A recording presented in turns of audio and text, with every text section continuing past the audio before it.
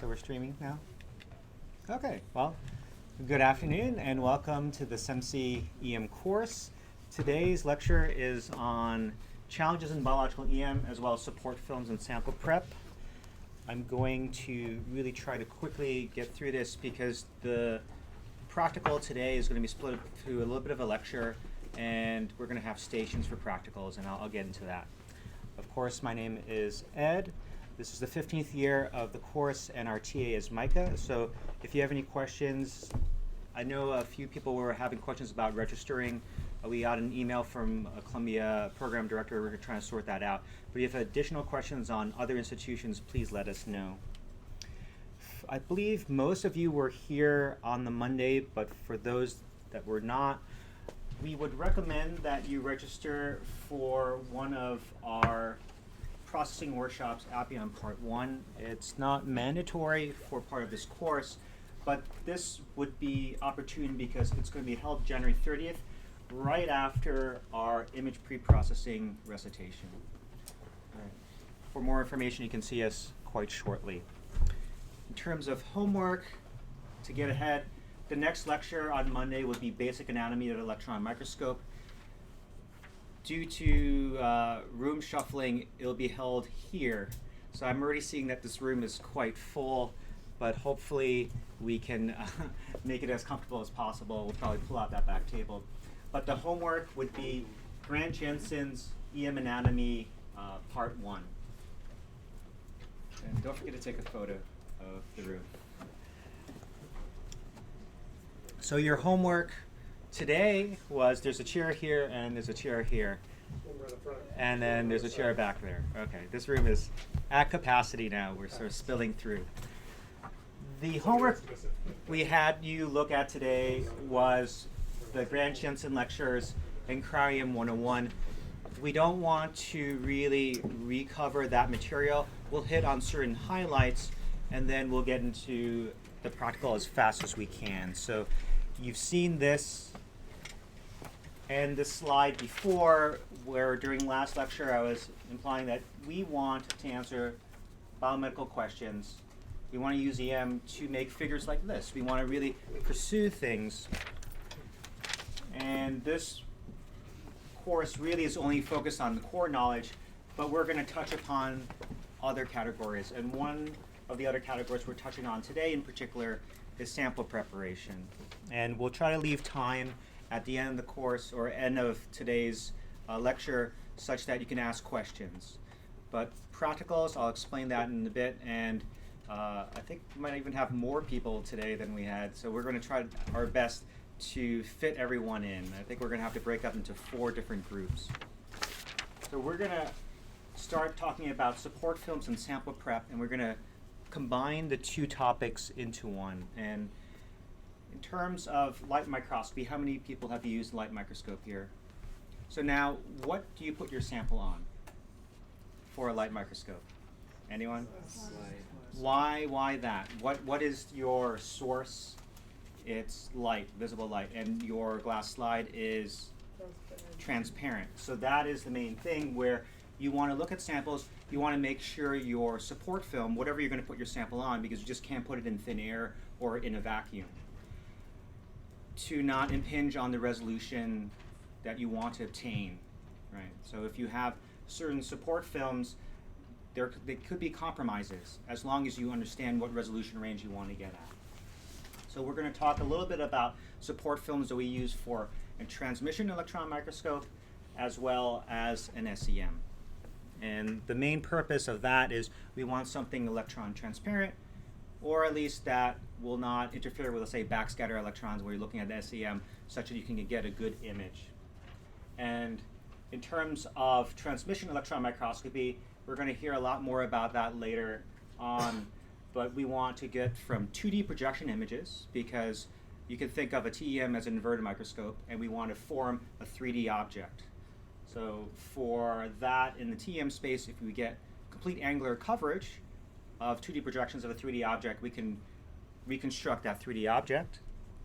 Another way of doing that, where you can do that in, let's say, with an SEM, there's something called slice and view. If you have a dual beam FIP SEM, is that you could take a picture then slice in, take another picture, slice in, take another picture, and slice in. So either way, you can get a 3D reconstruction or rendering of that object from 2D images. So let's try to get the same nomenclature on. So in terms of what we put, or in terms of the form factor that we put our samples on for electron microscopy, we call that a grid. And it's usually a 3mm metal mesh. How many people here have actually held a grid or manipulated a grid? And so that looks like over 80% of the people in the room. So that's a good thing. How many people of those 80% have actually done negative stain? Okay. So then this will be good. So for the other half, we want to go over some room temperature methods, and we'll try to do our best of that. So in terms of a grid, that is the metal foil. We'll call that a mesh, or that mesh. And they can be of different mesh sizes, meaning how many grid bars you have per area. So things, common terms are 200, 300, 400 mesh, and that's how many squares per unit of distance do you have. It's the number of bars per inch. I looked it up and covered it. Good, because I was searching for the term in the back of my mind and I didn't know. So again, it's how many grid bars per inch. How many grid bars per inch. And then the foil will be what I consider the support film that is overlaid, because that grid, that metal mesh, if you put anything on it, it'll just go straight through. So what that foil would be, that could be your support film, or it could be support for your final support film. And there are many different form factors for that. I'm not sure how much you've looked at the Cryo-EM 101 courses, but what is your support film when you're doing negative stain? Does anyone know? So you could have, let's say, a copper grid. What would your support film be? So half of people that we're using, yes? Flat carbon. Flat carbon. Okay, so carbon would be your support film for negative stain. Something that's interesting for negative stain is that if you have a continuous support film and you have a sample, you can absorb your sample onto that support film. That could be a good thing or a bad thing. But one thing that can happen is you can increase your concentration by absorbing more and more of your sample onto that. The typical concentrations for negative stain are on the order of 1/10 to 1/100th of what you would need for, let's say, doing the same thing in cryo. So if you say you wanted, rule of thumb, for single particle cryo-EM, a mg per mil plus or minus, then you would need 0.1 or 0.01 mg per mil concentrations to do negative stain, because what can happen is the carbon support film is very hydrophobic. And what are most samples? Hydrophilic. You usually put it in the buffer.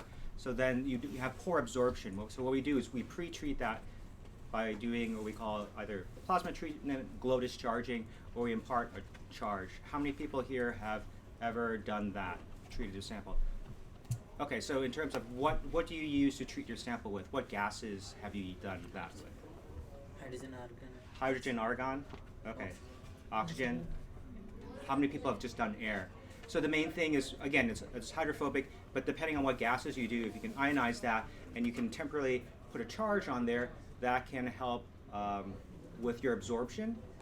So let's say if you have something that's very negative, let's say you have nucleotides, and then you could add a bias of more positive charges, and that could help absorb in, and that's a concentration step. Now, if you have your support film as carbon, it is not truly electron transparent, right? So there will be a signal from the carbon. In terms of negative stain, what is a typical stain grain size? Does anyone know? On the order of? It's usually on the order of tens of angstroms, like 20 angstroms, give or take.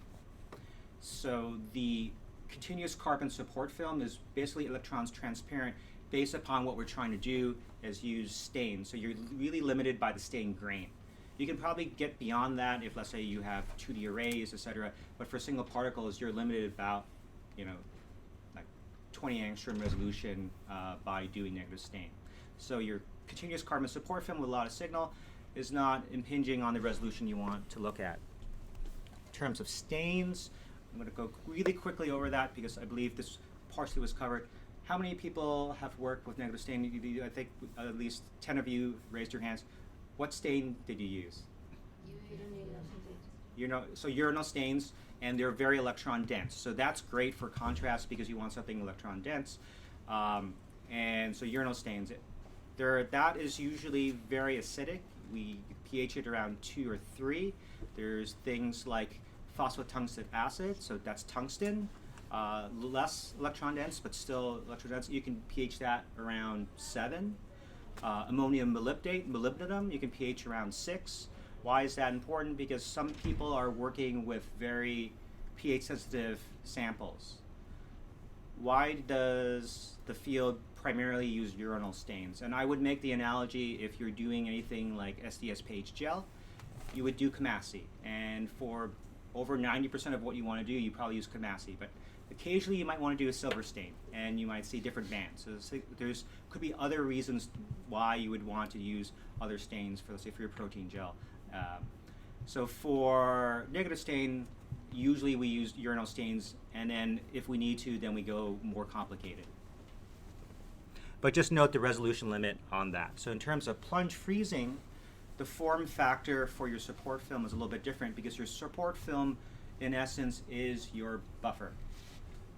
And we use this form factor of foil because that helps us with actually thinning down a film that is electron transparent enough and that contains your sample and gives enough rigidity that you'll be able to manipulate the sample to actually get into the vacuum and do your research. There will, hopefully later on, we'll have a little bit more examples of grid form factors and types, but you can go onto any catalog and you can see you have different hole sizes and spacings. Typically, you would use an electron transparent mesh, and the actual support film will be spanning by surface tension this hole, what we call a hole. And I'm going to go into this a little bit more on cryo samples. Why would we go into cryo? Why would we get rid of the stain? It's really to push the resolution because you're not limited by the stain. There are very different methods of how you want to prepare grids and different considerations. I'm going to touch upon some of them, and hopefully this will spur some more conversation as we go into the practical. The main thing is we don't want this. Why don't we want this? That is hexagonal ice. That's ordered ice, because that itself, amorphous ice, frozen vitreous ice, is more electrons transparent than ordered ice because you'll have ice diffraction. But there's more than one form of ordered water. It doesn't have to be hexagonal ice. There are, I guess, a dozen or so forms of ordered water that could impinge on your resolution. Also, having too much of a support film will impinge on your resolution if your sample is too thick. We haven't gone over this yet, but this is a sort of an advanced question. Does anyone know roughly the free mean path of an electron microscope, let's say at 300 keV? It's on the order of hundreds of nanometers. So you may be a couple hundred, 300 nanometers, depending on the microscope you have in hand. So if you get a sample too thick, then it might eventually be opaque. But then if you have a sample too thick, then what's contained in that volume will not project to one projection plane. You'll have multiple focal points, and that'll just blur out what you want to do. So life is better when you do cryo, but don't do this type of cryo. You'll see this sort of picture a lot, and that's really to hit home that there are many different types of samples that EM can handle, and you can access a wide variety of resolution ranges. But as I already mentioned, if you use stain, you're going to be limited by a certain point, and that might be okay. But you want to really direct your research in a way that you can set up your experiment to answer the questions you have at hand.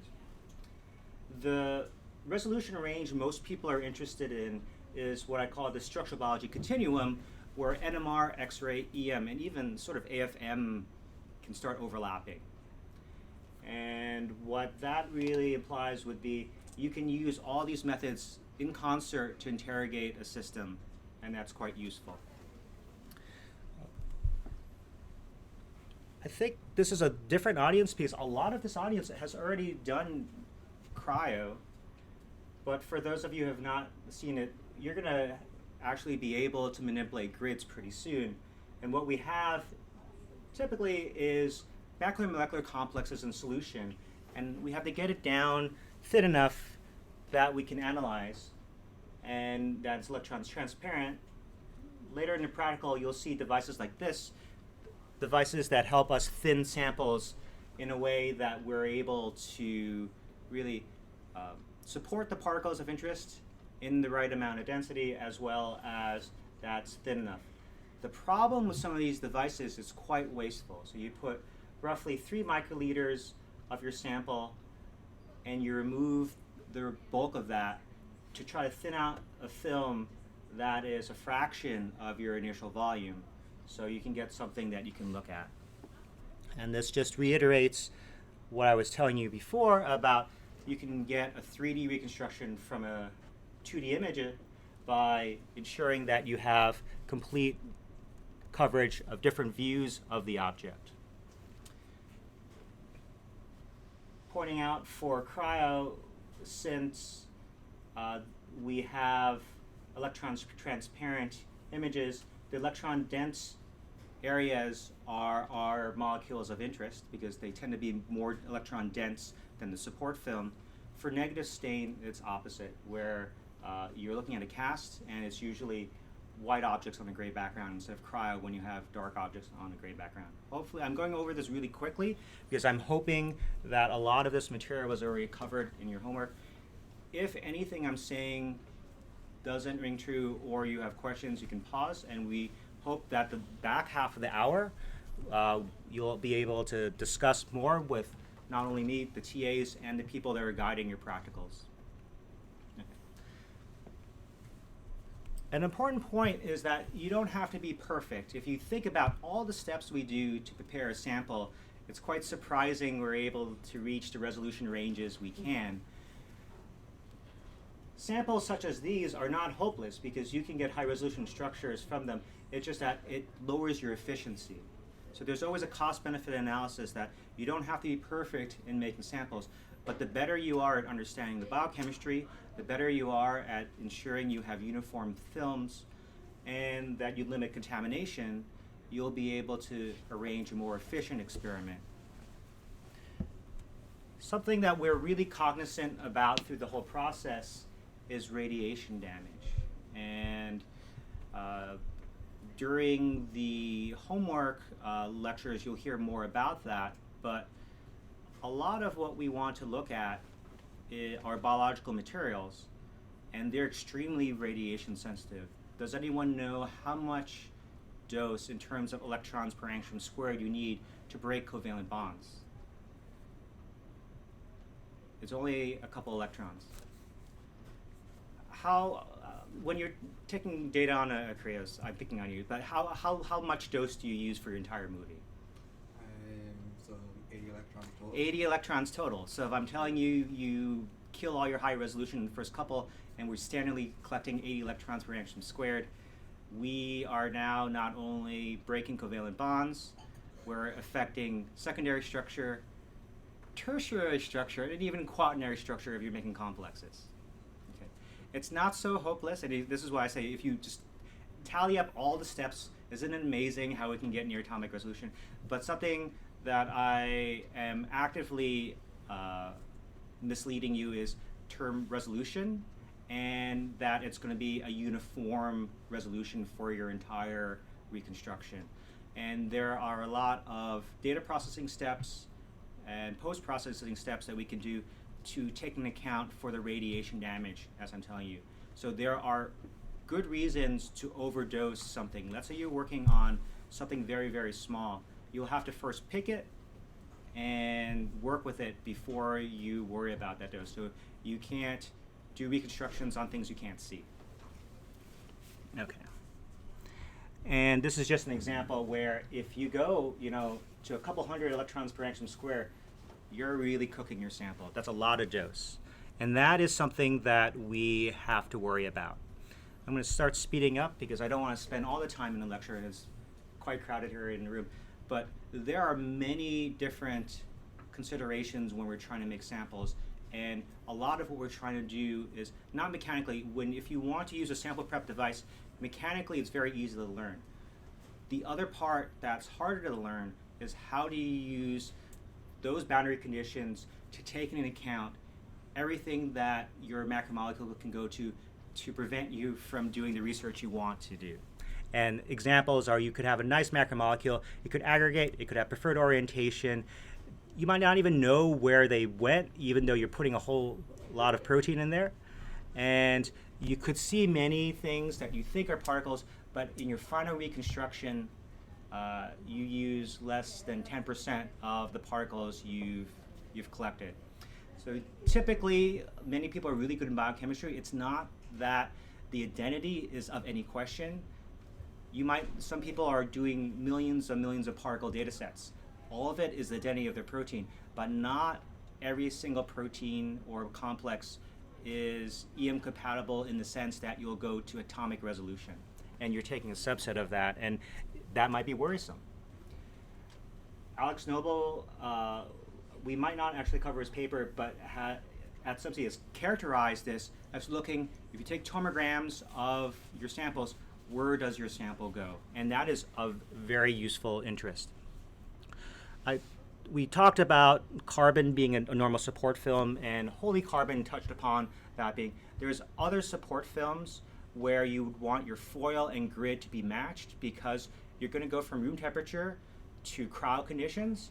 And if your foil and grid are not matched in, let's say, contraction, you can create wrinkles, and you could have different Z heights of your sample because you could just take contraction and crinkling and imagine one particle is here, another particle is here. You have different heights, different defocus. And the very end, after we do most of our practicals, of people are interested, I set up how we make gold grids in-house. We have a evaporator. We can take a normal gold carbon grid and turn it into a gold grid. But the main thing is that there are many different support films for different considerations to preserve sample integrity, to make imaging easier in terms of ensuring that we don't have as much motion, and others in terms of being able to withstand the variations when we actually prepare samples. The last part I'm going to touch upon is that there's room temperature and cryo conditions for standard 3mm mesh grids. If you're interested in cell biology, there are other ways of preparing samples for room temperature and in cryo where your tissue itself can be your support film. Something that we are really trying to make a foray here is to have cells grown on grids to mill in to reduce the height of micron diameter cells into nanometer slices and windows that we can actually visualize.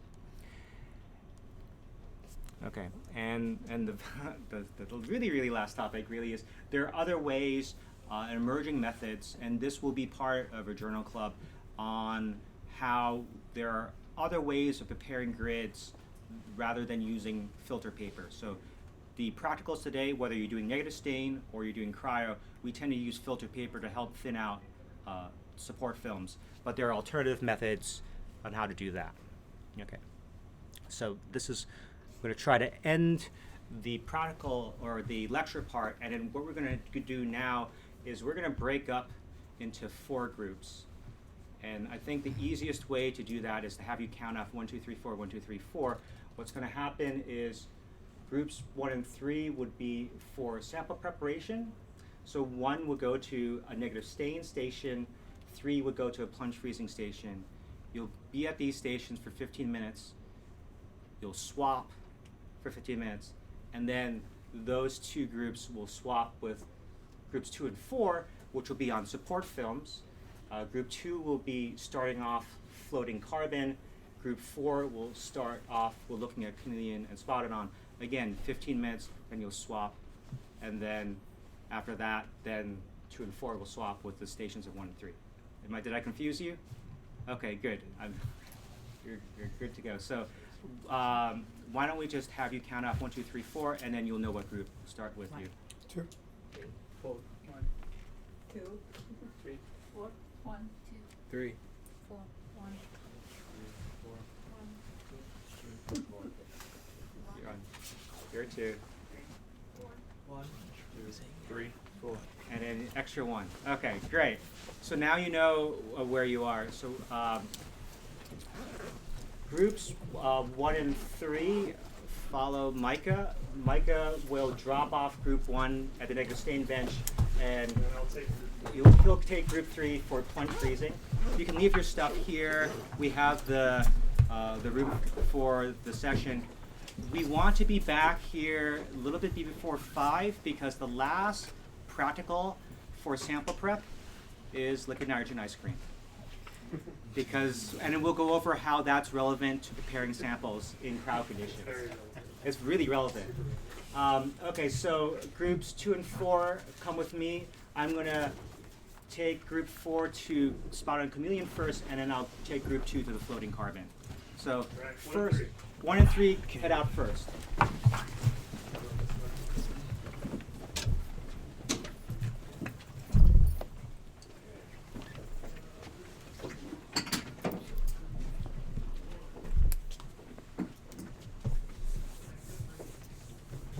Okay, so 2 and 4, I'm going to take 4 first to the chameleon.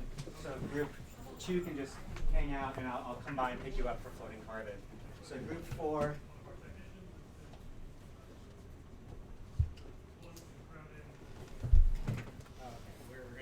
start. So group 4.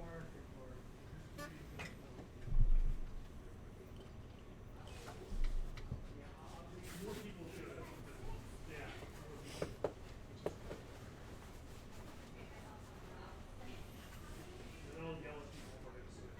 Okay, group 3.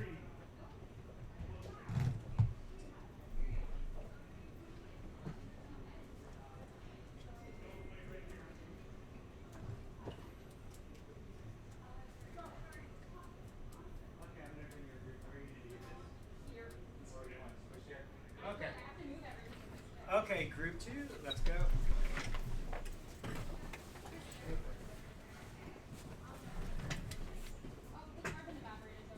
So you can down. Okay, here's Asia. And she's going to show you about floating support films and why this would end up being, especially you want to float support films.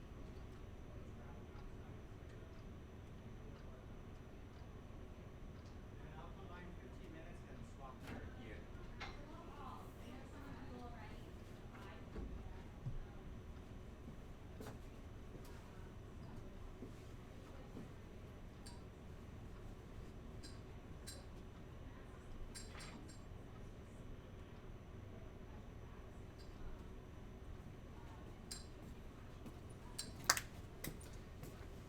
Okay, for those online, unfortunately, you will not see the practicals. However, this is the end of the live stream. If you have any questions for us, you can either email myself or Micah, and we can answer them. Some of the questions will come through the Q&A session afterwards, and we'll post that. Okay, have a good afternoon.